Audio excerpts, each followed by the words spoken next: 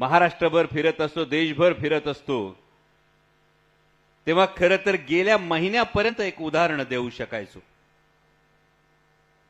गेल्या महिन्यानंतर थोडासा विश्वास, आत्मविश्वास डळमळीत झाला. कारण कुठेही कुणी काही उदात्त, उत्तुंग, चिरकाल टिकणारं असं काही सांगितलं तर ताठ मानेनं सांगायचो, अरे बघायचंच असेल तर सिंधुदुर्गात जाऊन आमचा छत्रपती शिवाजी महाराजांनी बांधलेला सिंधुदुर्ग बघा. 350 वर्ष लाटा झेलल्यात तरी सुद्धा ताठ मानेनं आमचा गड तसाच उभा आहे, हे ताठ मानेनं सांगायचो.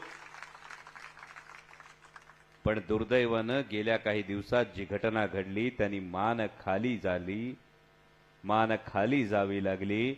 ज्या छत्रपती शिवाजी महाराजांचं नाव घेऊन या महाराष्ट्रात राजकारण केलं जातं, ज्या छत्रपती शिवाजी महाराजांचा इतिहास आठवला तरी सुद्धा आमचे रोम रोम पुलकित होतात, आमचा ऊर अभिमानानं भरून येतो, त्याच छत्रपती शिवाजी महाराजांचा पुतळा उभा करण्यामध्ये असा अक्षम्य भ्रष्टाचार व्हावा की बाजूला असलेला सिंधुदुर्ग 350 वर्ष लाटा झेलत असताना अवघ्या काही महिन्यामध्ये पुतळा हा कोसळावा आणि तोही छत्रपती शिवाजी महाराजांचा पुतळा कोसळावा.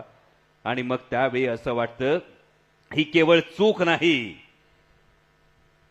हा अपराध आहे, हे पाप आहे आणि याला माफी नाही म्हणजे नाही.